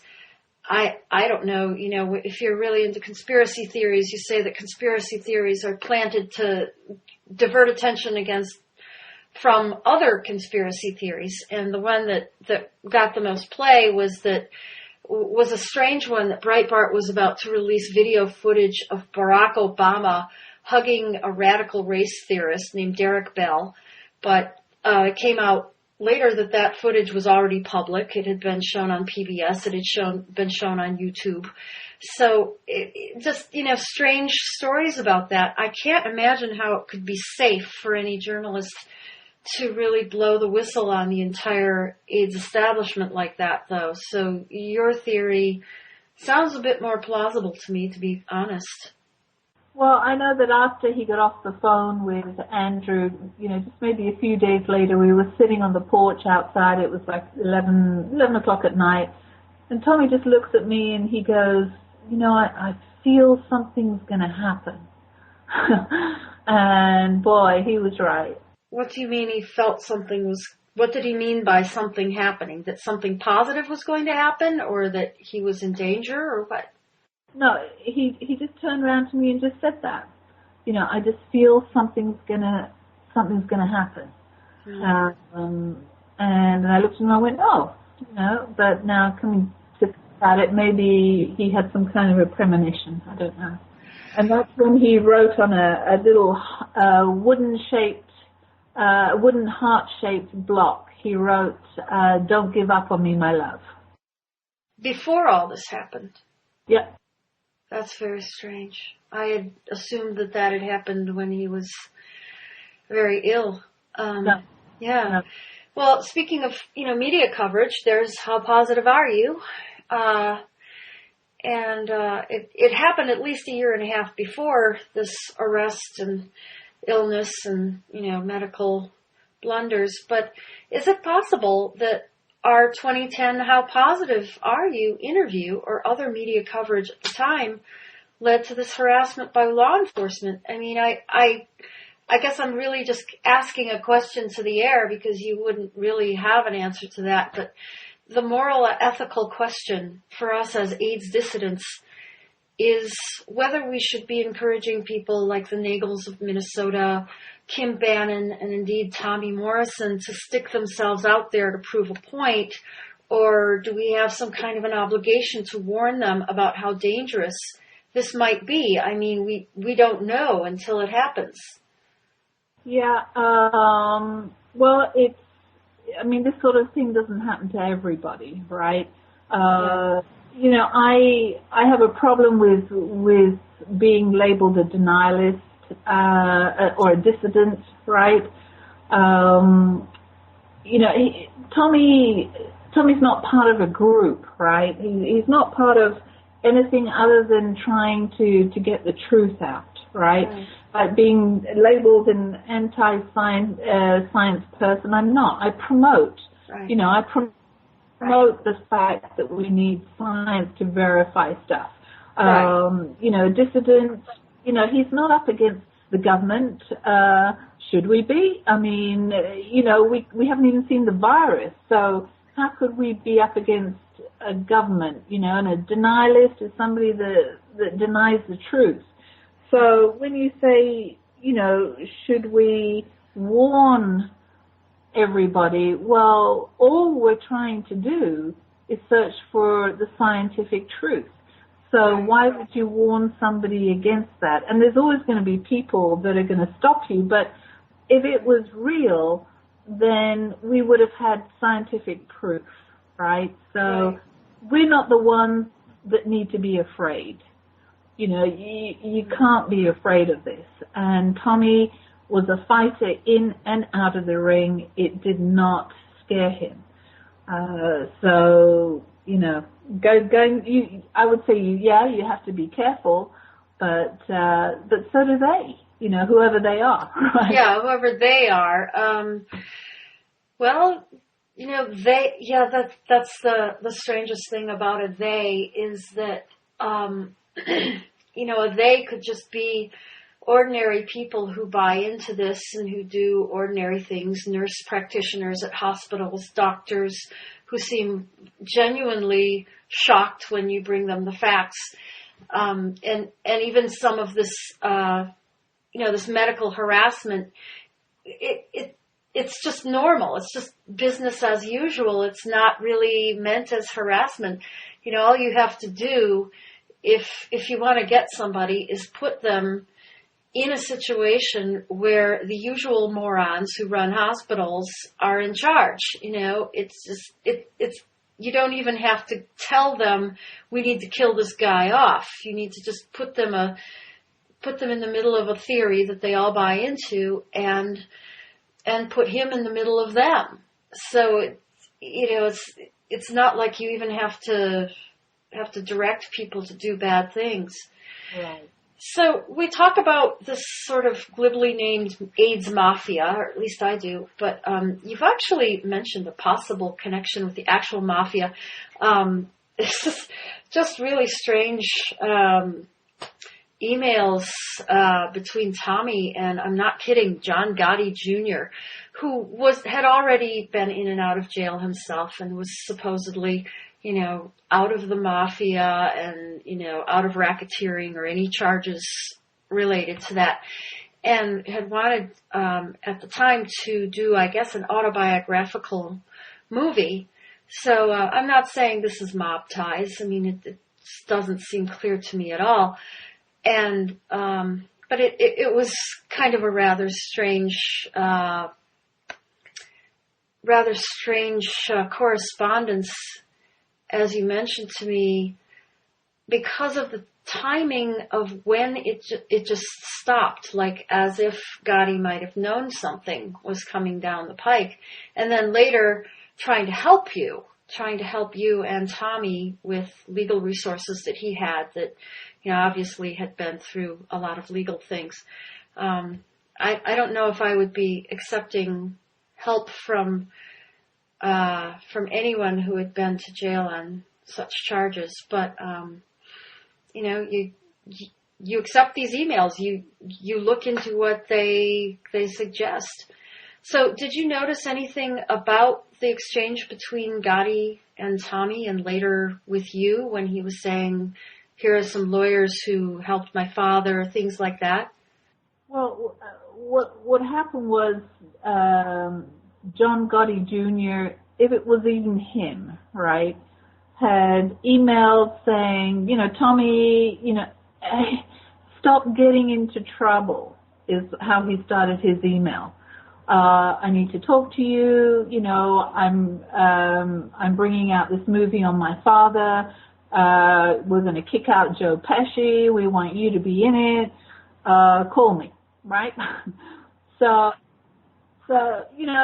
we look at each other, and Tommy loved being in the movies. If he'd been kicked out of boxing, then he wanted to go back into the movies as well. Uh-huh. So I said, "Are you sure? Who is this guy?" And he said, "Well, I'll be able to tell when I speak to him if it's John Gotti Jr., right?" And I said, "Well, how?" He said, "Well, he was a fan of mine, and I think we met, right, at one time." I said, "Okay." Uh-huh. So we always used my cell phone, because otherwise his cell phone would be blown up with all kinds of people calling him. Uh-huh. And he called him, he spoke to him, and, John Gotti was saying, I need to, where exactly are you guys? And again now, Beth, when you think about it, all the questions and all the answers, so it was enough ammunition, right, to come down and scoop somebody up. So anyway, so the plan... To come down and what, and scoop somebody up from somewhere. Yeah. Tommy was never a fugitive, right? Everybody knew where we were. Right. We'd in and out of TSA checks, so, to tell John Gotti where we were was no big deal to him. Yeah. So John Gotti Jr. wanted to fly us up to New York. He wanted to show us where the movie was going to be done, down the alleyways in New York where the fighting took place and the murders. Alleyways in New York. Yeah. I have to stifle a laugh here, but it's not funny. But no. And of course, Tommy was getting really excited. Of course he wanted to be down there where all that sort of happened, right? Right, yeah. And looking forward to it, because if you look at the different faces of Tommy on pictures, they're all different, right? Oh, they are, yeah. Different. And he could act anything. Very vocal, as you'll note from the other podcast that he had done himself, right? Yeah. So anyway, there's all these big plans of getting us up there, and then we didn't hear anything, right? For a few days. When did the calls stop? Well, then the emails came back up again. Well, no, I'm going to fly down there, and hey, you're going to get a call from the guy that's putting the movie together. It's going to be big money. You're going to get a percentage of the sale of the movie. And so Tommy was really excited about that. But then he got arrested, right? Yeah. Very strange. I'm not saying there's a connection. I just don't know. But just very strange. Here I am in Tennessee trying to find an attorney. No money, don't know what's going on, can't get him out of jail, can't go visit him because they changed the visiting time so I don't get to see him. And then I'm dealing with John Gotti Jr. on email, and I'm pouring my heart out to him too. It's like I needed help from anybody in the world. Right. I had sent emails and emails to help me financially to try and get him out of jail, to try and get him an attorney. And nobody helped me. Nobody. Not even anybody just listening to this freaking podcast other than David Crow, right? Yeah. So John Gotti then started to email me back saying, don't worry, he knew the system. Of course, I've never... Well, of course he'd know the system. And he would help me, and, he'd make a phone call to the jail, and, nobody can call the jail and speak to somebody, right? You have to you're only allowed to make one phone call a day. He was in the cell for 23 hours a day, allowed out for 1 hour every day in C. Oh my right? gosh. Yeah. During that 1 hour, he was allowed to make that 15-minute phone call, okay? So I'm thinking, oh, wow, this guy's going to be able to get directly through to him. He's already been out for his hour. He then mentions some names of people who have helped his father, and I'm thinking, okay, great, and that he'll never be flown out, everything's going to be fine, and we'll help him, blah, blah, blah. And that was it. Nothing. Right. If he was sincere in trying to help Tommy, isn't that how racketeering operates? They create a situation in which you need a favor, and then after they do you the favor, they kind of own you. Sure. I've lived and worked in Italy. I know the mafia, right? Really? In the days that I've worked in Italy, if I didn't take, the tourists to a certain folklore evening location, they would shoot me. So I know what the Italians are like. I love the Italian people. I speak fluent Italian myself. Oh. So I felt that I could bond with him because of my life in Italy. So I thought he was very genuine, really tried to help. But then he fizzled away, but not only did he fizzle away, everybody else fizzled away. Nobody wanted to help us. So to me at the time, that didn't seem very strange. Well, through this story, and I don't want to take too much more time, but it occurs to me that comparisons to a person named Irvin Johnson are inevitable. Irvin is known also as Magic Johnson. Johnson has cooperated with the AIDS establishment, and Tommy, in contrast, persisted in asking some inconvenient questions as a high-profile person. And in fact, Dr. Maniotis, in his narrative of Tommy's life, states that Tommy actually approached Johnson with the opportunity to support his Knockout AIDS Foundation early on and never received a response. Johnson gets the royal treatment, but Tommy gets prescriptions for addictive drugs like Adderall. He gets a lack of addiction treatment. He gets trumped up charges. He gets incarceration and even solitary confinement, and a real overall smearing of his name. I don't think I told you this, but in one of the last hospitals we were at, one of the ID doctors there, she looked at me and she said, if I have to give CPR on either Magic Johnson or Tommy Morrison, I would only do it for Magic Johnson. Yeah, I mean, who would say something like that? I mean, ugh. You know, when you mention morons in hospitals, I mean, we were probably about 4 or 5 different hospitals, and there's some really, really nice people there. The only people that we really had a problem with were the ID doctors, right? Yeah. And the others, you know, they were very good, very helpful.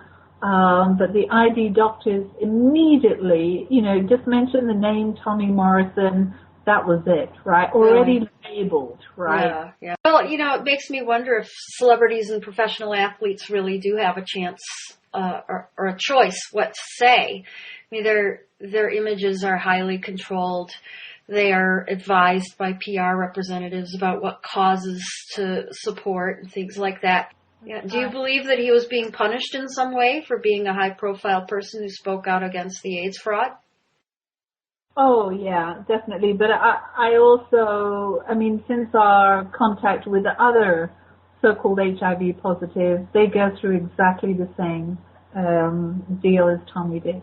I'd like to quote from Dr. Andrew Maniotis, who has contributed so much to my knowledge of this. Quote, anyone who is tested HIV positive for any reason, especially those who become publicly vocal against the HIV lie, must be ruined, institutionalized, or killed. And especially when any publicly visible or known individuals, such as a boxer at the height of his career, question the fraudulent testing in science, they must at all costs be silenced, destroyed, ruined, sickened, imprisoned, killed, and eventually somehow fit into that dark box attributed to an AIDS death and buried. He also said that HIV positives who publicly doubt their results or do not agree to consume antiretrovirals must continue to be portrayed as if they are dying of AIDS somehow. And that is certainly the case with Tommy, although they've got quite a weak case and have been a bit timid in that. Well, absolutely. You know, because first of all, Tommy never had HIV/AIDS. The world knows that. Whether they can believe that or not, it's out there. It was not on the death certificate. And on the obituary, the official obituary, it actually says that he did not die of that. We have scientific proof he didn't. So with this particular case, I think that there's a lot of people out there that are scared, right? Because there's scientific proof that he did not and never had HIV/AIDS. And so you mentioned at one point that Tommy wrote this second book, and it's yet to be published. I wonder when that's coming out. And that implies also that he wrote a first book, which I've never seen. What was the title of that first book, and when is the second book to be published? Well, the first book was called My Boxing Career, and that's already published. That's out there. And it tells his perspective of everything that happened in the ring with every fight, how he felt, all that. So it's a very good one for boxing, and you really get to know him. Then the second one is called My Darkest Years, and we had finished that probably a good couple of weeks before everything started up with his chest wound. And in there you really get to hear why he went on drugs, how being diagnosed with HIV affected his whole life, what a different person he was, and just the loneliness of it all. He was very, very lonely. Yes. You know, to be pushed out. People would leave the room when he walked in there. I mean, he was a celebrity, but once that was kicked out in '96, he was, I don't know what the opposite word is to celebrity. Pariah. Is that right? Okay. Infamous. I don't know. Right. And it got very depressed.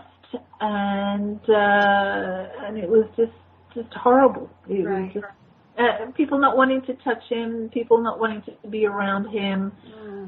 You know, if he sneezed, people not wanting to sit with us, right? Right. It was, and I'm sure that happens to everybody that's supposedly HIV positive. Right, and not one shred of evidence that even being HIV positive is something that you can spread in the boxing ring or any contact sport whatsoever, let alone sitting next to someone at a dinner party or something.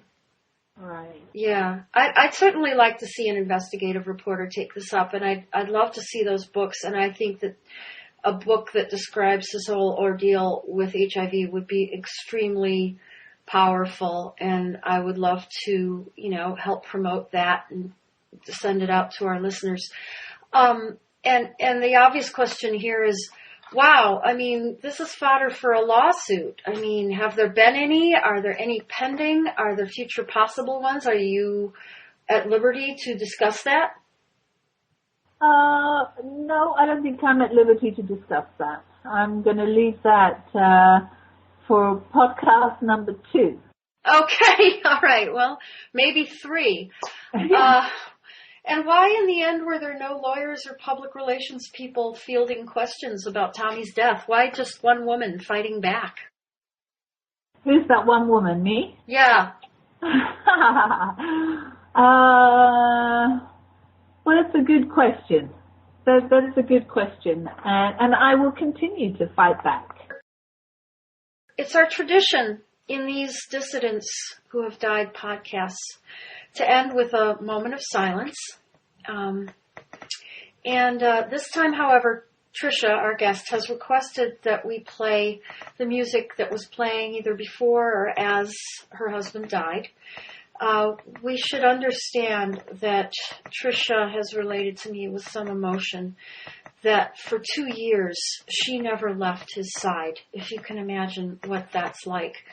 So I'm going to bid Trisha good night, and I'm going to ask that you, Trisha, introduce the moment of silence with anything that you would like to say. Yeah, I think you guys will enjoy this song, and it did play on his last day. Just listen to the words, and just know that we're not going to give up. He didn't die in vain, right? He stuck it out. We ended up at a place in the USA that is the biggest research hospital for HIV, right? And that's not why we were there, but ended up being the place that is probably going to help millions of people out there. And that's what he wanted, right? He knew that he had big shoulders, and he would always say, I have a higher purpose than just boxing. There's a purpose for my life. And to have that test done that scientifically proves that he does not harbor a deadly, contagious virus was the ultimate thing that he was working for in his life anyway. So it was a blessing that we ended up there. And it was a very sad ending for him, but how else are you going to be able to tell people? This isn't something he's made up now. This isn't something where he's gone off and used somebody else's blood and done a sneaky test on the side and come out with a piece of paper just to get a boxing license. This was a proper test done for him just before he passed away. And I told him, I whispered in his ear, all the lovings and everything from everybody, and most importantly from his fans. And I did say, hey, you're negative. You were never positive. And I kept saying that from July of the year before, when we had the very first EM test. Mm-hmm. And the fact that he died is something that really should not have happened, because, the medical system is just so much about he's got one underlying issue that he needs to take care of. Well, how can you take care of it if it's supposedly an incurable disease anyway, right? That's number one. Yeah.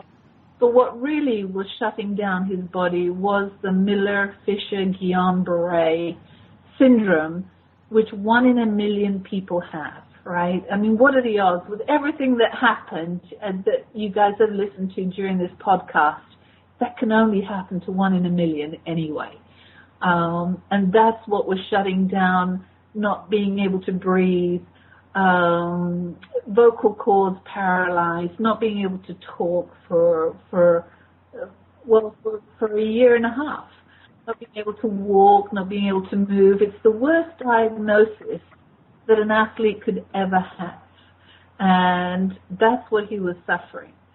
But to get that final diagnosis, which is what we got, that he was negative, did not harbor any infectious virus in his body, that's a test that everybody should be asking for, right? And whoever is listening now, that's what you need to ask for, the Maniotis Morrison EM test. Because that is the scientific proof, and that's what he died for. So if you guys don't ask for it, we will be very upset. But this song you'll enjoy. Just listen to it and cry your eyes out, okay? I know I will. Garth Brooks' The Dance in memory of Tommy Morrison.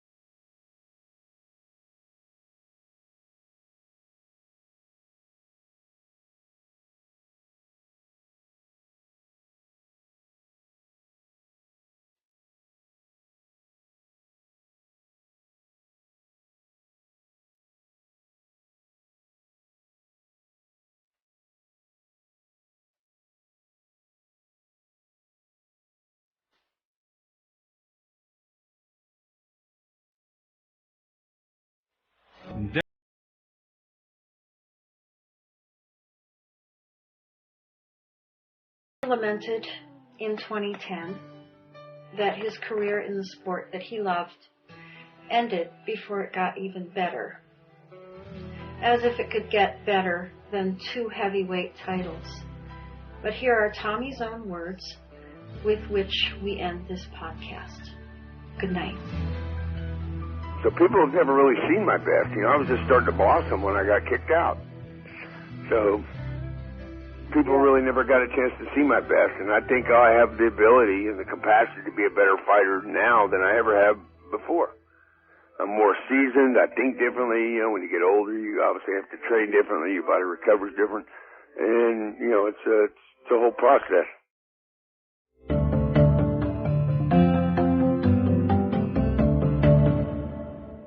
This has been another episode of How Positive Are You? Thank you for joining us. If you found our message inspiring, please be inspired in turn to give us your thoughts and feedback at info@howpositiveareyou.com, donate funds large or small, and inquire about advertising appropriate products or services on our website. Until the next time, be well, and remember, relax. It's just information.